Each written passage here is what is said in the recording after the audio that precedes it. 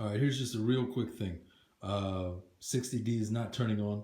I tried 3 fully charged batteries, still does not turn on, as you can see. Hang on. As you can see, boom, you try to flip it on, still not coming on, right? So, after looking around, turns out there's this latch right here. Notice my battery cover is missing. There's this latch right in there. It's shifted all the way to the right, hang on. It's shifted all the way to the right. Let me see how close I can get on this thing. So look, so when the battery cover is on here, right? So you see that?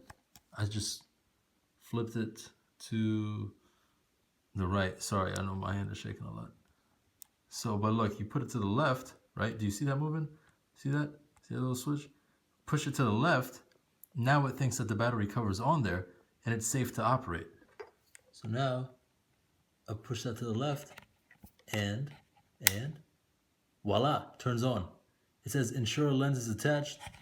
See, hold on. Wait, see? Working. That's it. Just that little latch right there.